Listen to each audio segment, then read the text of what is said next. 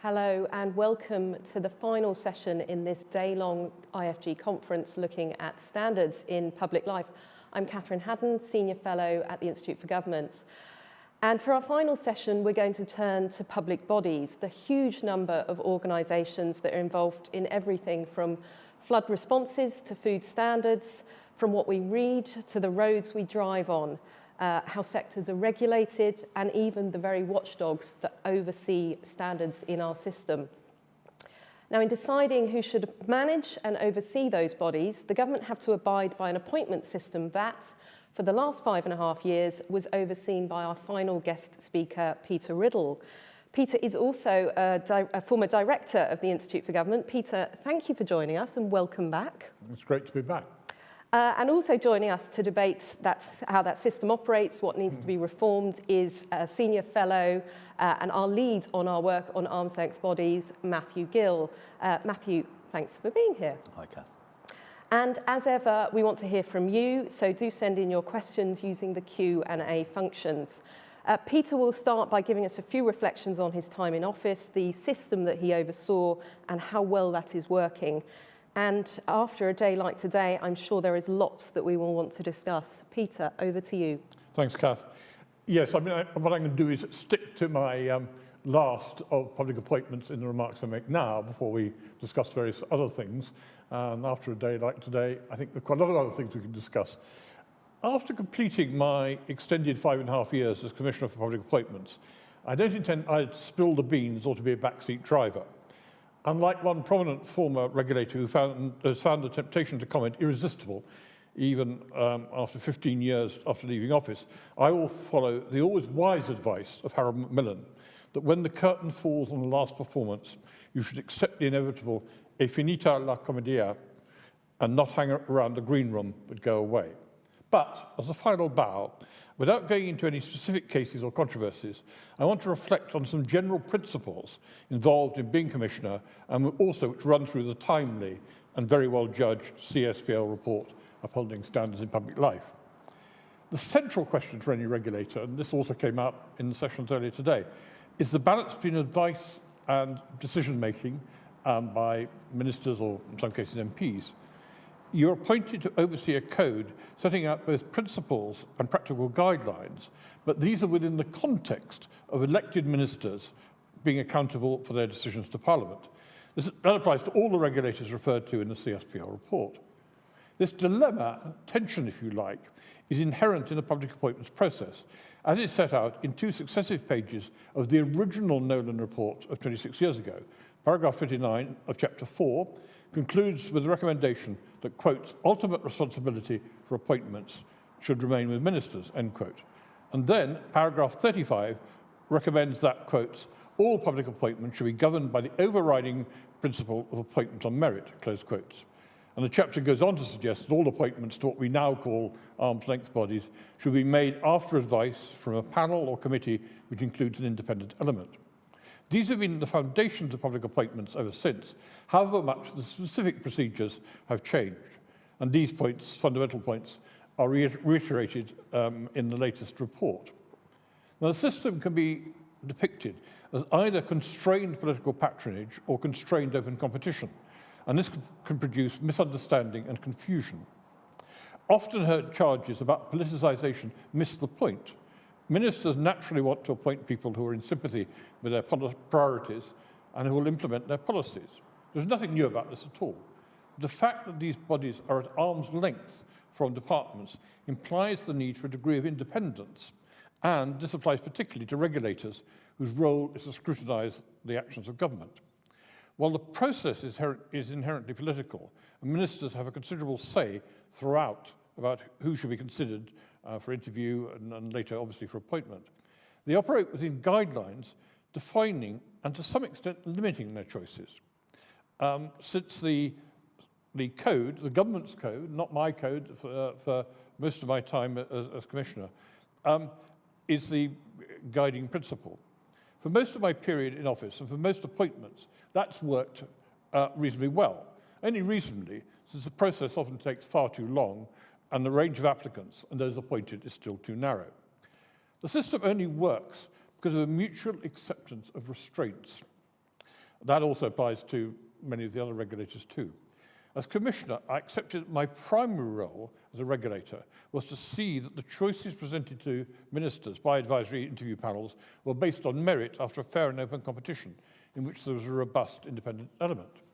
But I never commented about individual candidates, and ministers' decisions.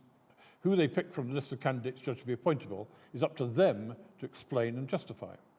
Similarly, while ministers and their special advisors can and do make comments at each stage, they need to respect the integrity of the advisory interview panels. There have always been ambiguities.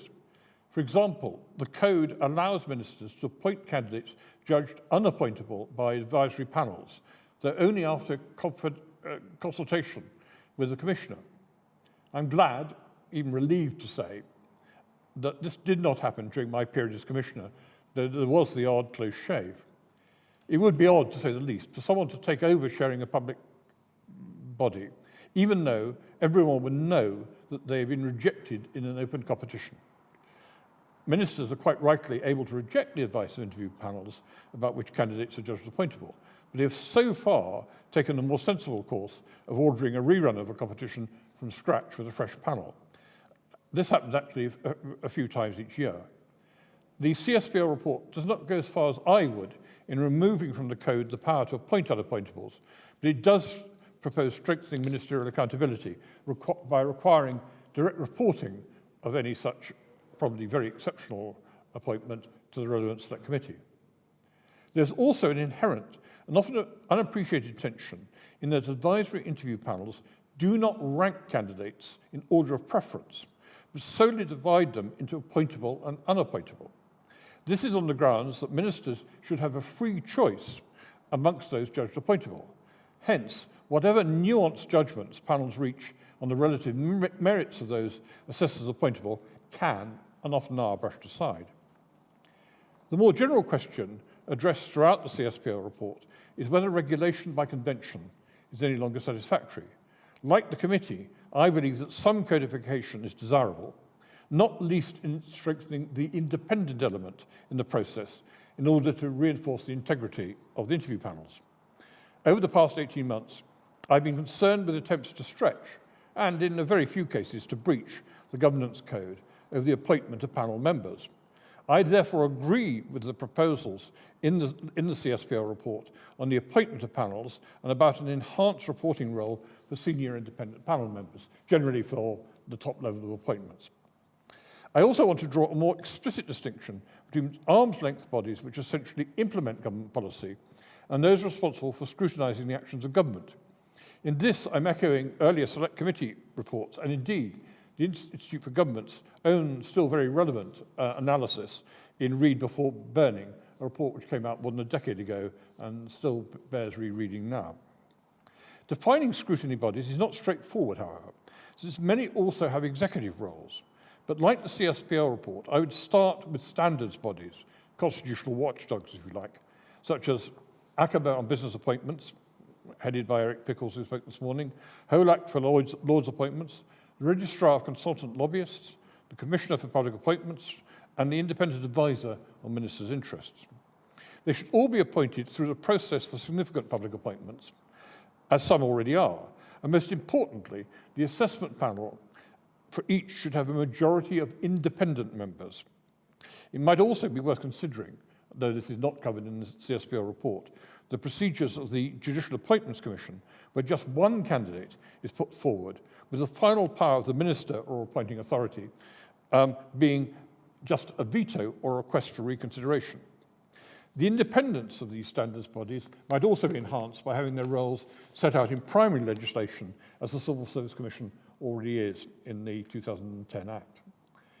The final, and in some respects the most important question for anyone concerned with the myriad of public bodies which Kath mentioned in her introduction, is does the present appointment system deliver a high quality and diverse range of people to chair and serve on the boards?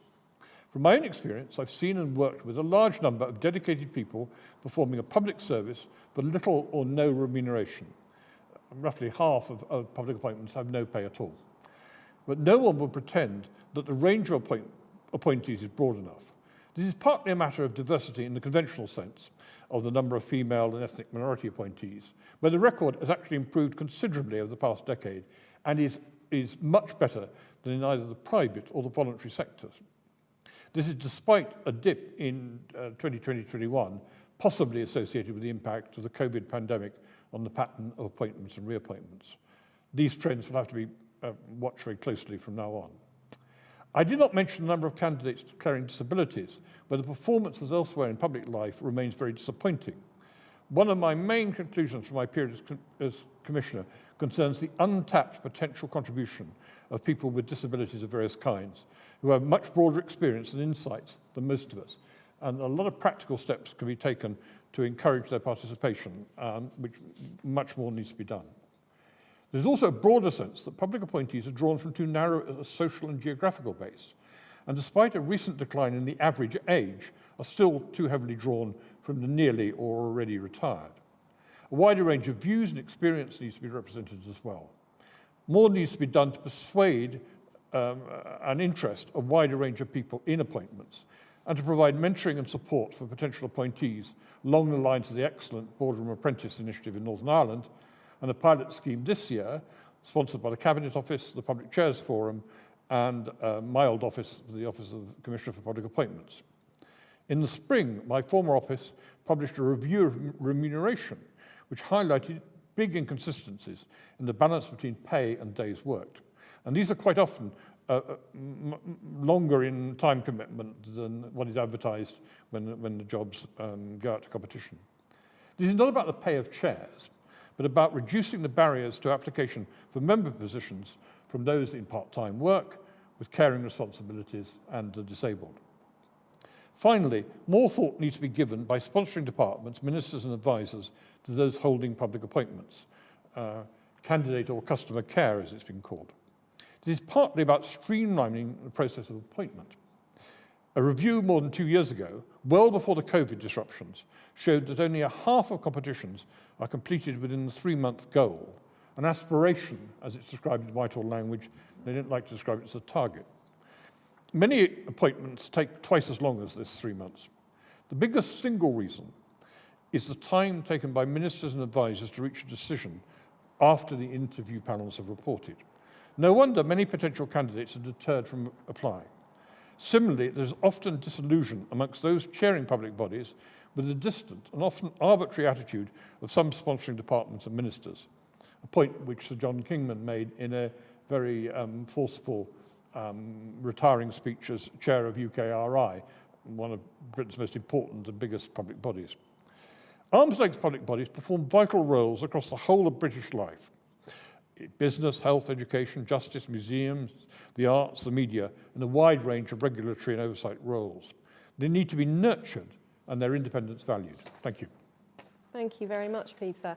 I want to start by asking you a bit about one of the themes that has come up today. Often when public appointments are in the news, it's about a particular appointment, and often it's a row about who has been put forward for that appointment.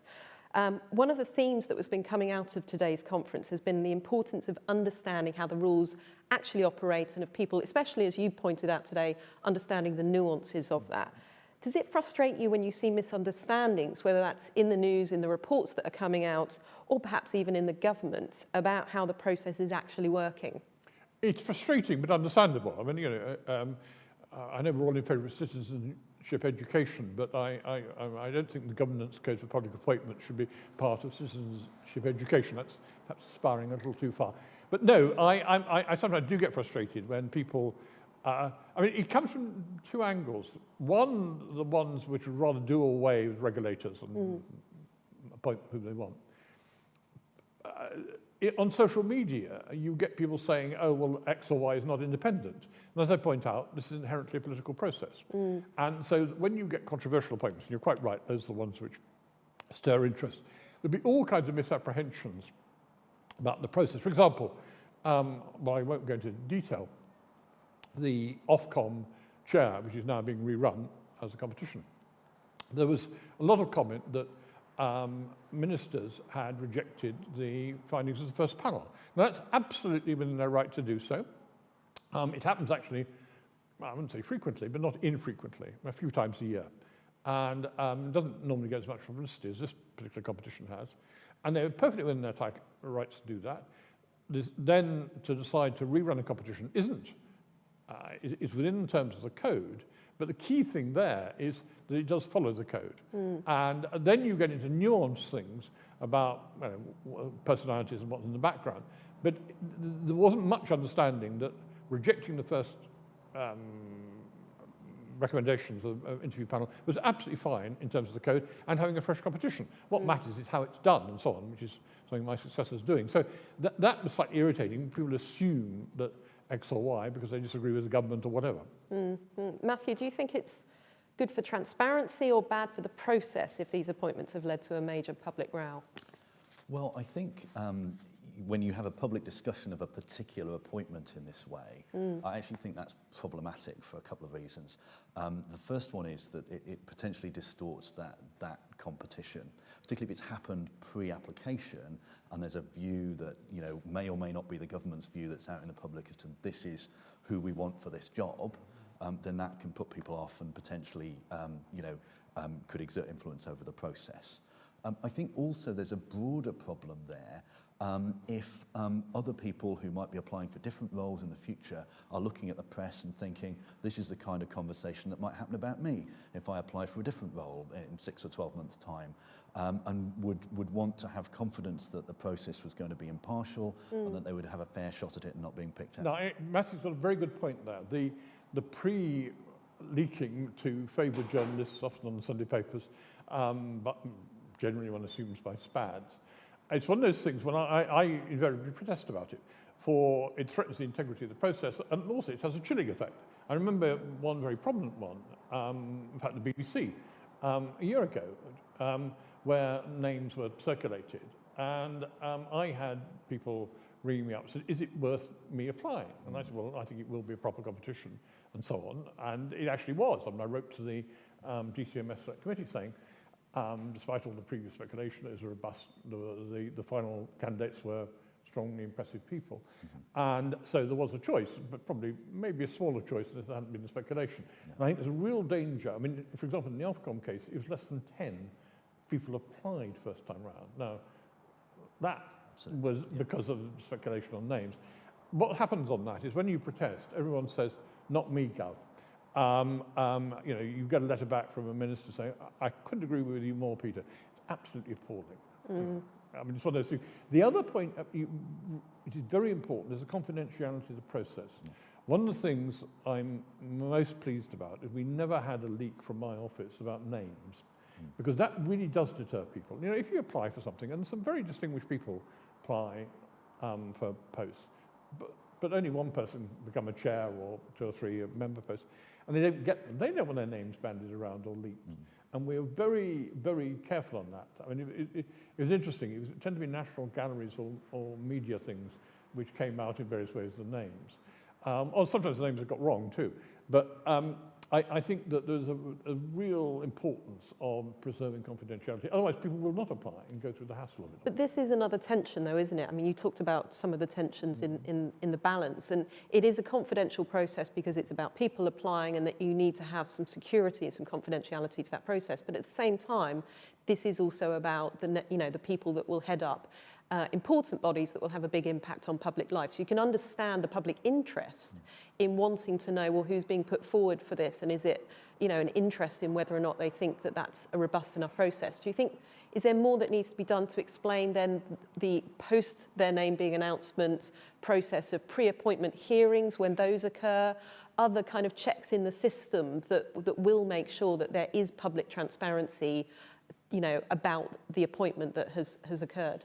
Yes, basically the answer on that is that because, in replying to one of your earlier points, Kath, that there is mystery about it, people don't know how the system works. And therefore, where there are assurances, one of the things I did, which wasn't in the code or anything, was when there was a controversial appointment, particularly if there's a pre-appointment hearing, and all the major ones of pre-appointment hearing was, I'd write to the select committee, just saying what's happened. Can I give you assurance it's good or not? In one case, I wrote that I was very unhappy about the nature of the interview panel. And that caused quite a stir actually, I was pleasantly surprised by some response to it. People weren't jumping up and down against me. But in other cases, you can say, for all you think, you may not like the final choice, but it was a robust system. There's an interesting responsibility on select committees there, that some of them do quite a few pre-appointment hearings, others do very few, and unsure how to do them. And the guidelines from the liaison committee of all select committees are pretty clear on what you shouldn't do. But I think that sometimes they could take their responsibilities. The trouble is they're doing so many inquiries, and to add on an hour and a half for a pre-appointment hearing, and that's why I say I was regarding my job as trying to help them and offer suggestions, and equally keep in touch with committees. I mean, there's a tendency in Whitehall to regard select committees as people you survive a hearing. I always believed that they were allies. The two successive chairs of the Public Administration Committee, Bernard Jenkins and William Ragg, were, I believed I should keep them in touch with what was going on. And they reciprocated from that. Okay, I want to talk about the other tension that you talked about, the balance or tension between appointment by merit and the right of the government to make appointments. And you called it a sort of mutual acceptance of restraints. There's been a lot of discussion today about whether convention and mutual respect is really working. Does it depend too much on everyone understanding and respecting those subtleties? It depends probably when we're living in a more partisan and, as Jonathan Edmonds said in his introductory speech, more polarised political environment, these conventions are tested. However, it's quite difficult to work out how you, apart from, as I say, a particular group of independent constitutional regulators, and we can perhaps discuss, as Read Before Burning did, the IFG report did, on how you extend or how you define that. But apart from some where I would put formal limits on, saying fully independent, and possibly, although I didn't discuss this with the CSPL, I mean, it occurred to me later than that, the Judicial Appointments Commission, where there's a veto power, but it's otherwise they're given one name. And I mean, I'm not sure ministers ever do that, but I think there is something to be said for that. Otherwise, the problem is in the politics of it, ministers will say, they're entitled to say, we are interested in the following 3 or 4 candidates. Not all of them will necessarily be interviewed. Panels are much, and again, it's a very difficult point to get across. Panels are quite robust. I've known, in cases where former cabinet ministers aren't interviewed, and that can cause a bit of a fuss, but panels can be quite robust. However, in some cases, they will go for the least confrontational option with ministers and special advisors, and therefore recommend, let's say, 3 candidates. You know perfectly well from reading the report, which I had access to, even though they're not supposed to rank, they regarded 1 or 2 of them, and they put in, the final one might be, oh, this is to please ministers. But the system is such that once they're judged appointable, and all bets are off. And that is a problem and it puts a lot on the robustness, independence of the panels, and particularly senior civil servants chairing them. Yeah, well, I was going to ask about the panels. I mean, they're chosen by civil servants on behalf of ministers. They're meant to provide sort of independent scrutiny, and they're meant to make this judgment about who is appointable and who is unappointable. And as you say, once they're above the line, once they're appointable, it's then up for the ministers to decide. So there's no ranking or anything. Matthew, I mean, do you think that there's enough emphasis there on what unappointable means? And, do we need a sort of clearer understanding of what the parameters are of that? And then, Peter, I want to ask you about what goes on in terms of helping panels understand that process. This is tricky, yeah, and you've picked up on the unappointability is in a way the most concrete thing that a panel can use to influence sort of ministerial decision making. And I think as you were speaking just then, Peter, the point obviously is that the procedures that a panel will follow are quite sort of well laid out, but they're quite subtle and sophisticated. They will recommend a short list of candidates. They won't necessarily rank those candidates. They can state unappointability, but a minister could still appoint an unappointable candidate, but would have to explain why. And I think the the relationship between the political and the technical, if you like, does depend on mutual respect and trust in this context, because the political decision makers can't necessarily be expected always to know everything about the details of the code and the system that you're responsible for overseeing. So to some extent, it's reasonable to expect them to test that. They will want to say at various stages of the process, we would like this to happen, we would like this person to go through, and then you're reliant on the people in the panels who are more expert in the way these things operate to know when they are empowered to push back, how they should push back, and to use their voice in the system to do that. But I think then I have heard different reports about how robust panels can be on that, in terms of how confident they feel pushing back and exercising that role to make sure there's the right balance between political and meritocratic appointment. No, you're absolutely right, Matthew, that it varies. These are human beings, and they're doing it. The other thing is, in my old job, we work very closely with the appointments teams in departments, which varied. On the whole, overworked, very conscientious civil servants, as much as there was too much churn and turnover. But they were the ones who serviced the panels, and they regarded my office as an ally in trying to bring good order for it, and so on. And so that was important. A lot would depend on the balance. I mean, you tend to have depending on the level of appointment, and a director level person and going up to the permanent secretary chairing a panel. Then you'd have depending on the nature of the appointment, a senior independent panel member. And that was a crucial role, and I rather regret I didn't develop that relationships with them more. We always they always sent a letter saying, if you want to talk it through. And what I've done, or what I did in my last 18 months, 2 years, is particularly on more controversial ones, actually talk to them, and also talk to them during the course of the appointment. That so they knew they could ring me, so look, we've got this problem, what do you think? And I would say, well, this is what the code says, and they'd talk it through. And that worked pretty well. Also, the relationship with permanent secretaries, a problem-solving one, actually. Often a problem would occur, candidates had fallen through. I mean, all kinds of, not necessarily nefarious in any way, but proper. And we'll try and sort it out, those difficulties.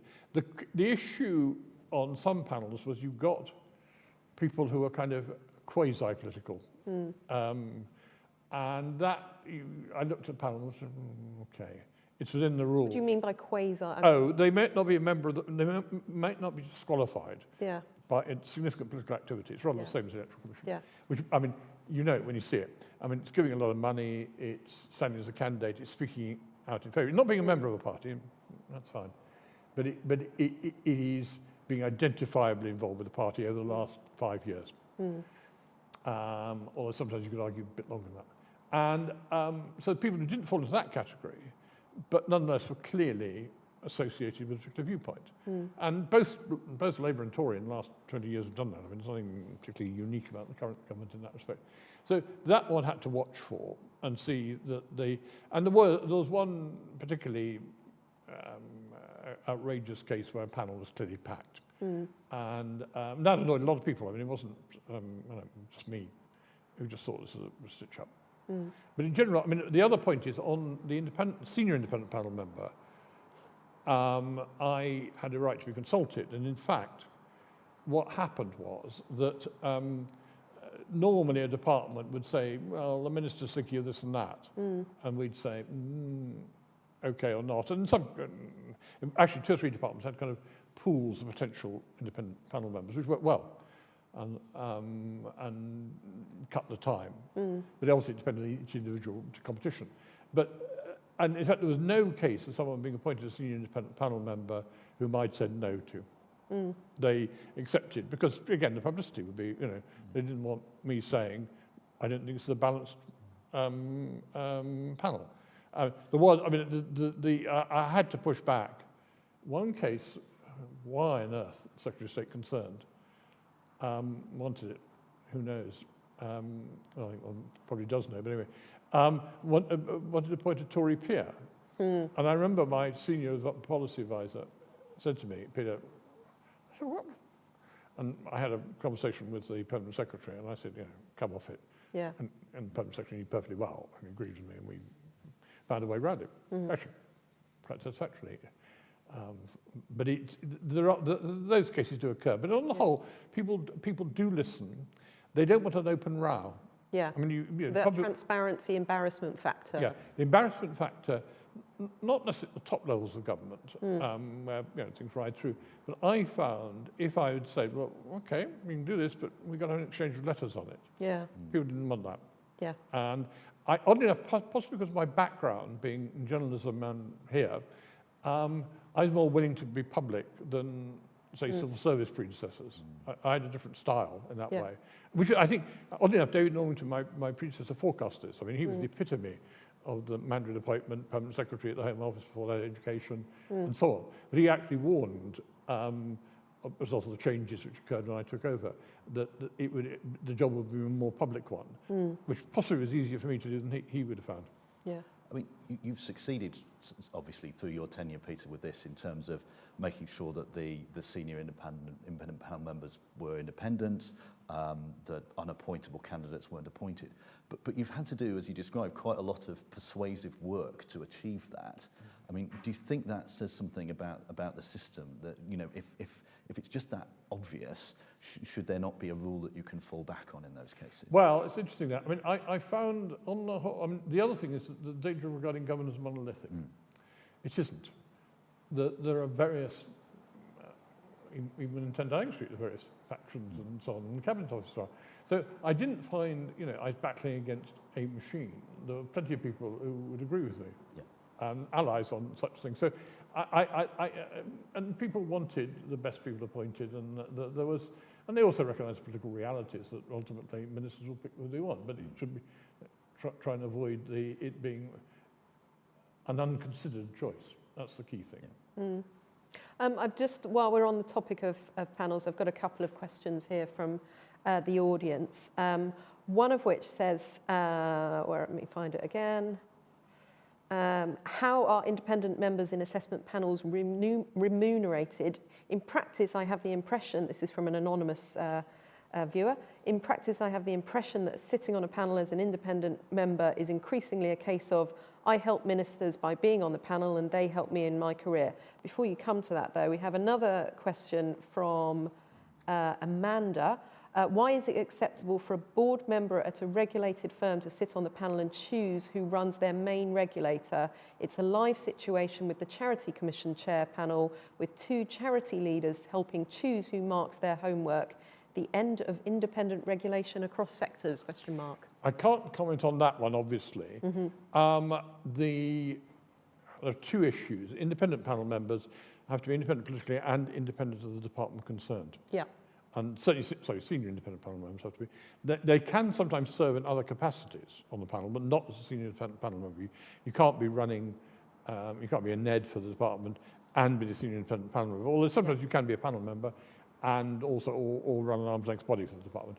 On remuneration, it's sorted out by departments. I don't think anyone got wealthy by being a panel member. It's really like everything to do with public appointments.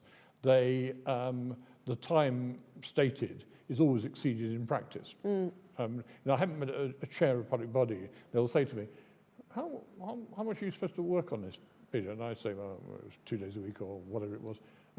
But it was 3 or whatever in practice. And that's the truth of all public bodies. So I wouldn't take that. On the regulated, I mean, I don't know the particular instance of that. Well, I can't talk about the specific instance of that. But there is a sense in which, and it's a real dilemma, this, of you want people to know the sector, even if they're not compromised in relation to department. And it's just difficult, that. I mean, one I can talk about, because I published a complaint on it, was the Arts Council, where everyone knew everyone else. I mean, it was almost a slight parody in a way. And at the beginning of the interviews, we saw on the record of it, they had to say, well, I know the chair of the panel knew the X and Y and Z candidates because they'd done things together in the arts and so on. I'm not saying they were perverse or anything like that, But it is an issue, that. And I remember I spoke to the permanent secretary at the time and said, "No, can't you make it less chummy and all that?" And the reply was, "Well, we want people to know about the sector." Well, yeah, but can't we be someone who's at least a little bit independent? I mean, you know, I felt like, you know, if the Arts Council, can't we have a widget manufacturer there? Well, presumably it also goes to the question of diversity. Again, you need people who... Yeah, that's interesting. One interesting diversity point is, and I know it'll be shot down by some people, I think we've passed a point on sustainability of both women candidates and women interviewers. If you look at the panels, there's often, even if it's a 3 or 4-strong panel, there'll be 2 women on them, which wasn't true earlier on. It's in relation to 2 things. One, what generally happens in public life, generation. The other thing is a lot of the appointments jobs actually work quite well for women who have, let's say, they've got caring responsibilities and so on, because they can be done on a part-time basis.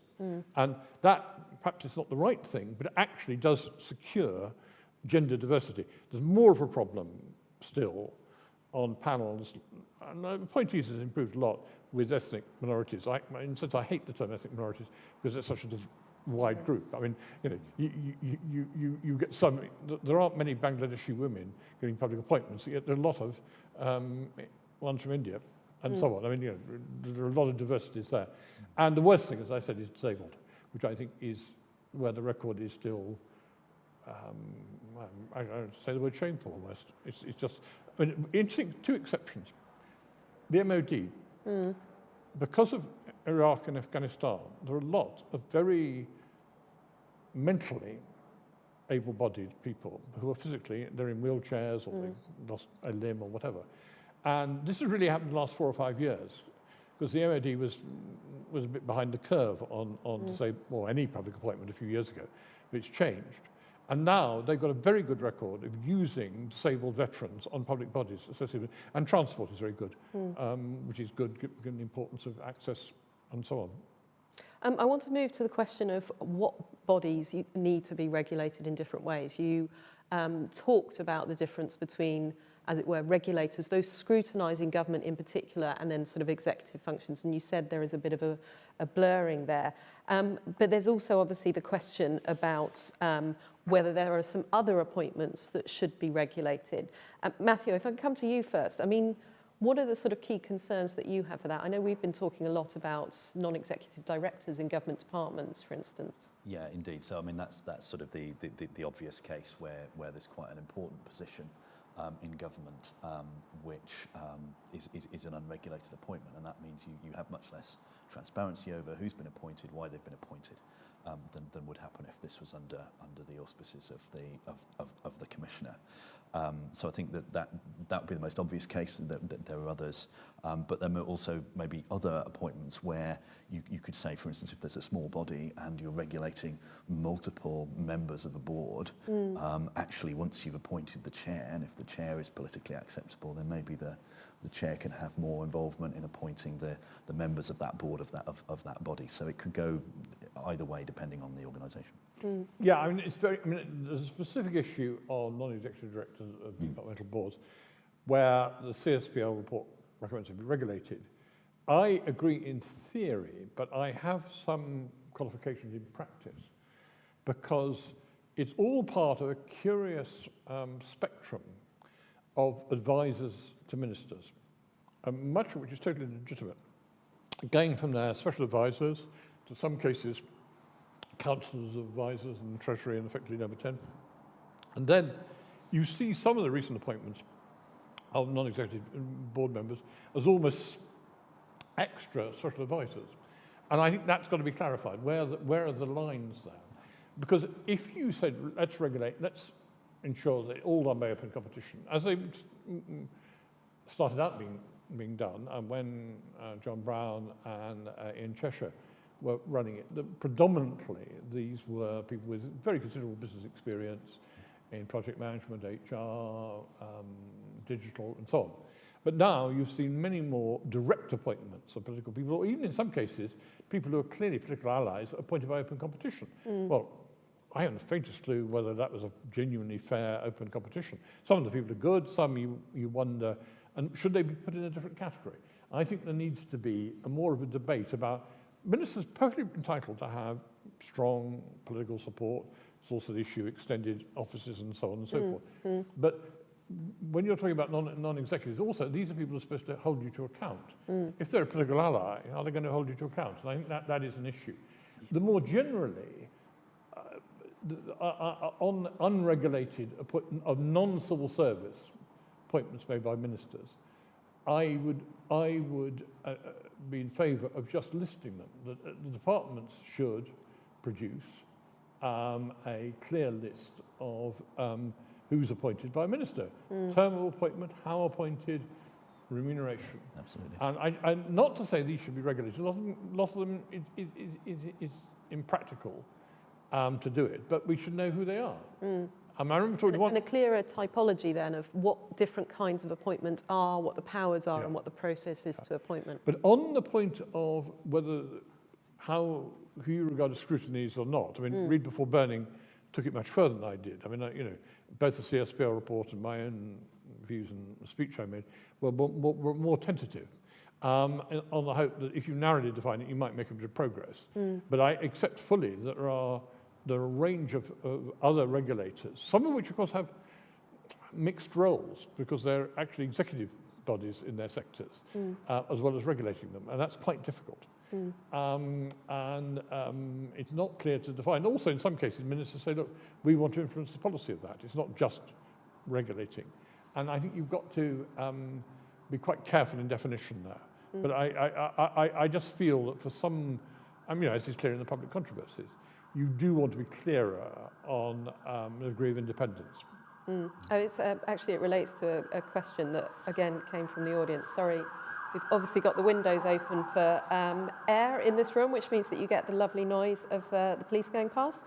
But there was a question here, if I can find it again, which was about the safeguards and so forth for appointing people to be, some of these COVID positions. Forgive me, whoever it is who wrote that, I can't find the question at the moment. Whether or not those kind of appointments should also have been regulated, but those were different. Those were often civil service. I think in practice it was impossible to do it because they were being done at such speed. Yeah.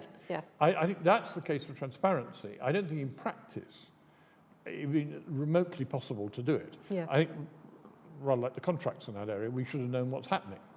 I don't think an open competition taking 3 or more months would have been absurd in that case. And I don't think that was remotely necessary or desirable. But it's just knowing what's going on there. That's the key in that respect. Yeah. And then if those appointments go beyond a certain point and the organisation persists in steady state, then you would have a different argument. Absolutely. The general view would be much over a year on that, Matthew. I agree with you there. I mean, when does a temporary appointment become a permanent one? Yes, exactly. Yeah. We've got a couple of questions about also your job, actually. A question from Peter, who's actually upstairs here.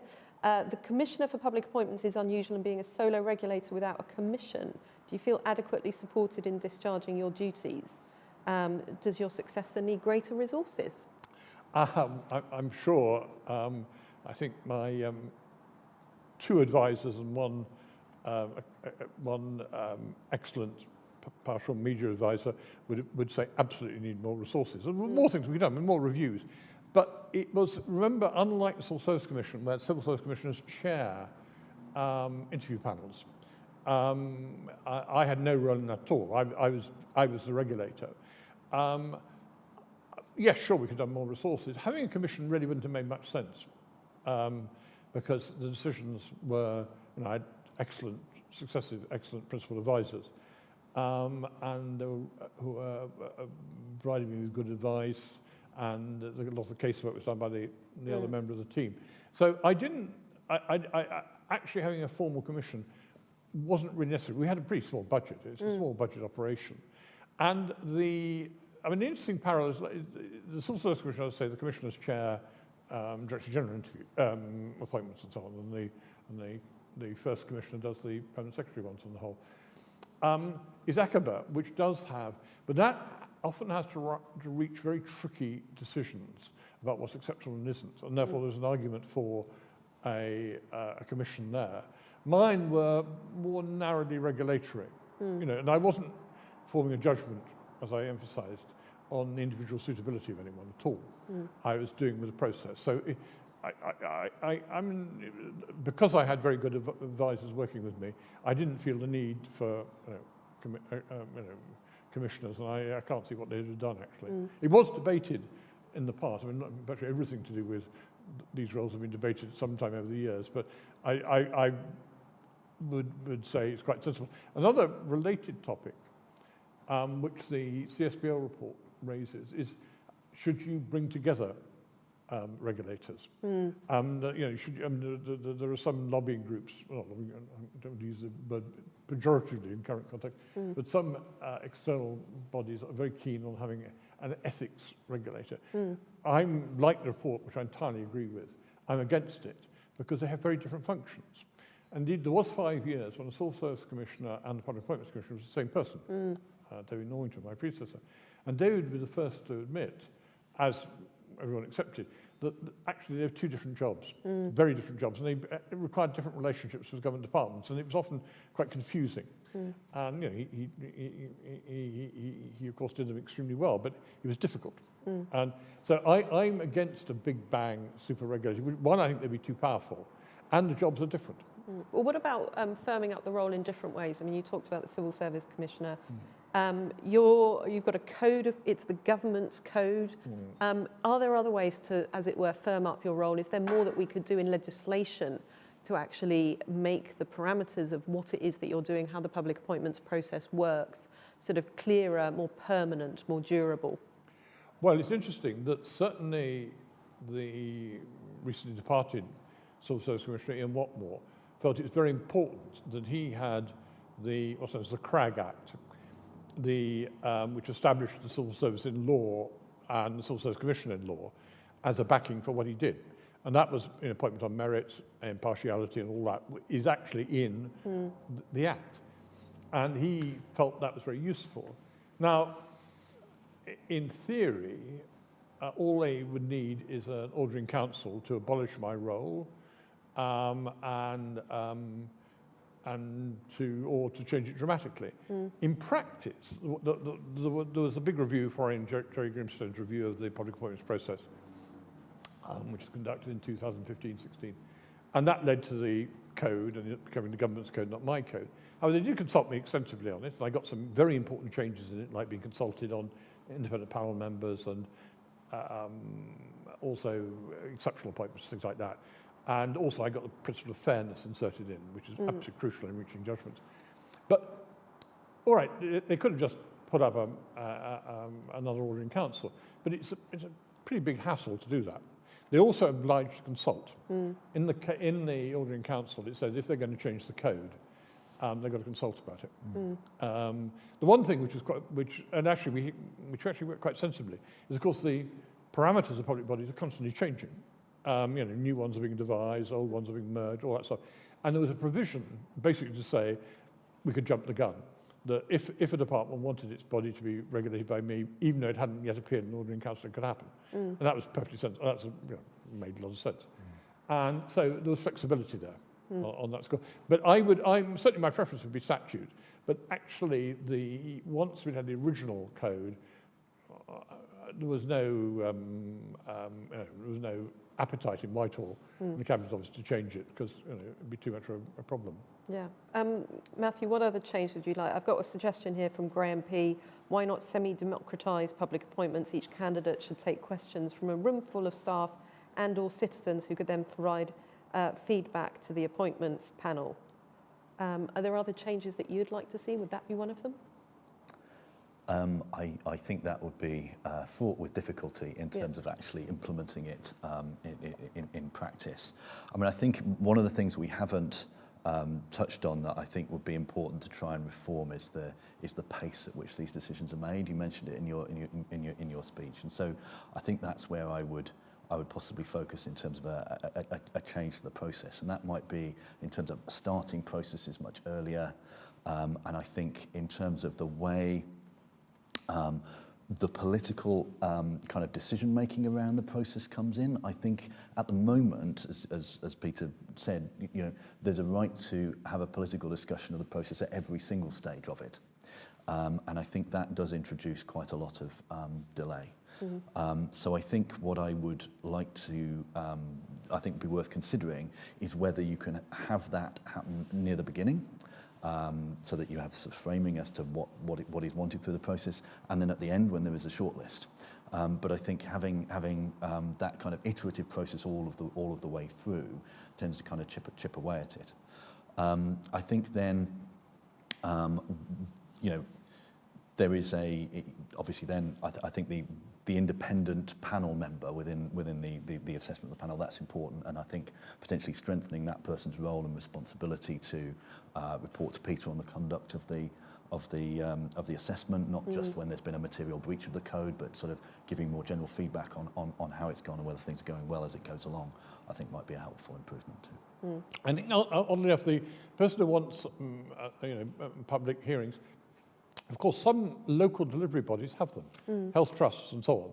I think it'd be terribly difficult with, and also there is an obligation in a lot of public bodies to have a kind of public open day, which of course has been slightly mucked up by COVID. And I know the Civil Service Commission does, and in general to be accessible. I mean, it goes back to your very good question about explaining what happens. That I think that public bodies can do more to demystify themselves, but having someone sit down in front of a citizens panel would not be a productive thing, as opposed to, while they're doing the job, talking to people. There's lots of great questions that we've got coming in, so sorry, I'm not going to be able to get to all of them, but just to mention them, there's one from Penny about for bodies where independence is essential, why should ministers play any role in selecting those appointed? Perhaps on your balance point, should it actually be appointment by merit, and is there a system that can focus on that better? A question from somebody who's anonymous on how can you prevent the appointment of ill-qualified individuals, so what goes on in terms of making sure that actually they have the skills and knowledge to be able to do the job. On those 2 points, in one area, of course, which is the judiciary, there is a very tight process where, as I said, there's one candidate put forward and there's a veto power and so on. So you can do it. The problem is the public bodies are part of the public sector for which ministers are accountable. One can't take... I am quite hostile to the belief that you can take ministers out completely. And when one talks about merit, it's in relation to published criteria for something. And those include, the context of government policy. So, one might think, this body should be... I think there's a degree, I'd say it's a spectrum. Some things like the regulators should be much more independent, but it's very difficult to take, and it's not desirable to take the politics out of it completely. Question from Tim Durrant from the Institute for Government. I hear they're good at things. Is there enough of an understanding among ministers, politicians and the public about the benefits of an independent appointments process, or at least the independence within it that we've been talking about? And if not, how can we get there? And then another good question from Sam. What is the best piece of advice you could give your successor? You can ponder that. I'm going to ask you, Matthew, about general understanding of this and the sort of merits of the independent process, or at least the appointment by merit aspects of this. How would we best convey that to politicians and the public? I mean, I think if you ask politicians or the public, should there be an independent merit-based process, they will say yes. Yeah.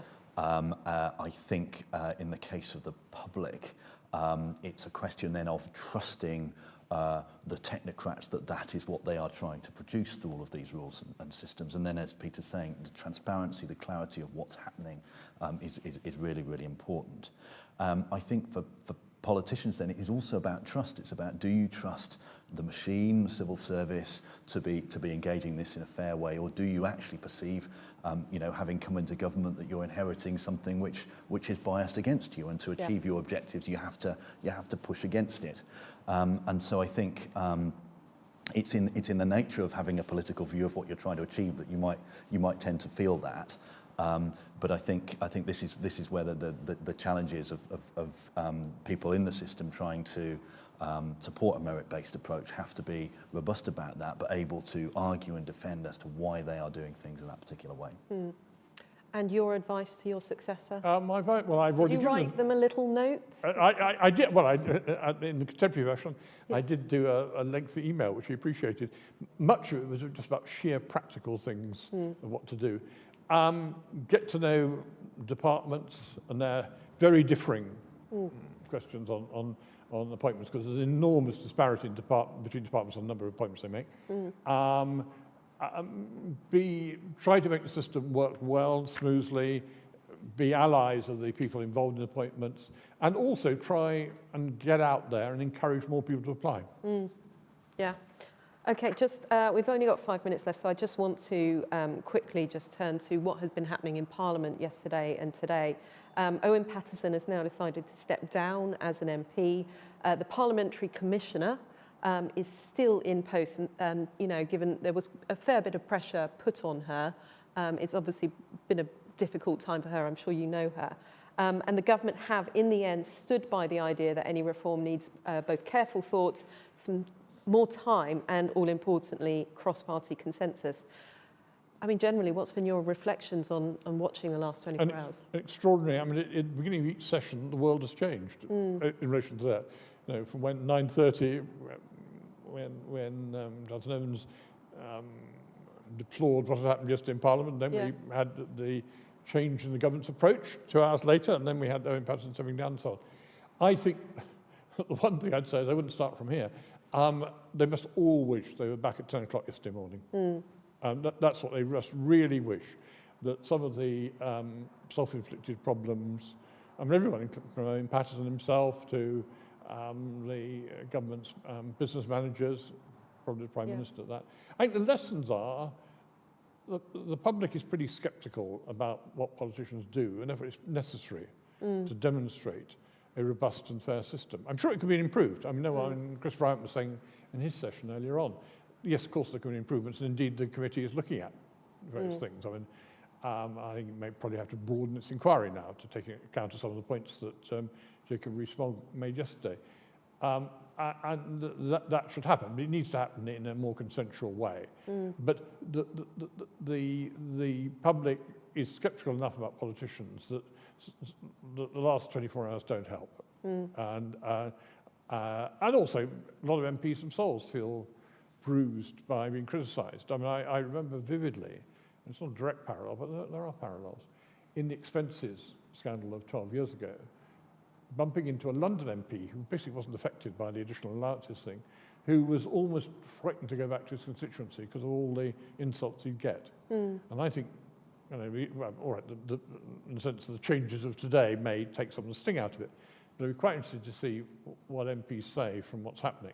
And the lessons are, as I say, you need standards matter, not in a detailed sense of people following them, but the belief that, you know, people in public life are behaving decently and straightforwardly, and that if you're going to revise it, do it in a way which gets broad support. And I mean, what about Catherine Stone and her position? Because obviously it's been very difficult. You've never been in quite that position, even though stuff got in the newspapers. Not quite in the firing line in that sort of way. But is there more that we need to do to actually support the people doing those kind of jobs, especially when they're very much politician-facing and there is this risk of being dragged into major rows like this? Yeah, I mean, I've got the highest respect for Catherine Stone. She's a woman of integrity. I do know her. And she's been under enormous personal pressure. And particularly when you're directly, I mean, IPSA was the same, which fixes MP salaries and expenses and all that stuff. It is very difficult because, you know, if MPs are criticised, they feel a grievance and all that, and there are a lot of people feeling bruised on it. So you've got to have robust, but they need to be supported. I mean, I noticed in Catherine Stone's case, Lindsay Hoyle, the Speaker, has been very strong in support of her position, given she can't reply. And in a sense, if you're doing a regulatory role, I had it on a minor way, on a couple of decisions I took, where it goes back to the earlier thing. It's very difficult to persuade people and explain to them what was happening. But you know, with social media, because social media aggravates. I got blasted by social media. I'm described as useless, biased, and everything.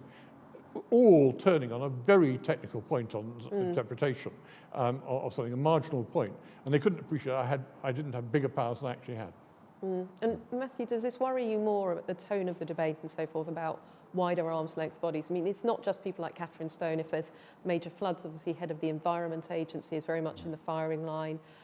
Is there more that we need to do to actually draw public attention to the sort of the value in peacetime, as it were, of these bodies, so that when they're in the front line dealing with something very serious, you know, there's more public understanding, more political sympathy perhaps with the position that they're in? Absolutely. I mean, I think the job description of being a chair or a chief executive of a large public body increasingly includes dealing with this sort of thing. But I think it's really Everyone important. needs crisis management training. Indeed. And it's important that those bodies and their existence is not just viewed as a necessary evil. We set them up for good reason. They're led by experts in their field who know and need to know how to handle particularly difficult issues, often very technical issues, and they're doing important work. And so I think the more that we can explain that, the more sympathy there'll be with them when they're in this kind of situation. Yeah. Okay, that brings our event and our conference to an end. It's been an extraordinary day, but a very important discussion to be having. Our thanks again to all involved in organising today's events and to all of our speakers. You can watch back any of today's events on our website, on YouTube, and also on various news channels, apparently. Do join us again on the 16th of November when we'll be joined by Andy Street, Mayor of West Midlands. Plenty more to discuss then. Thanks for being here.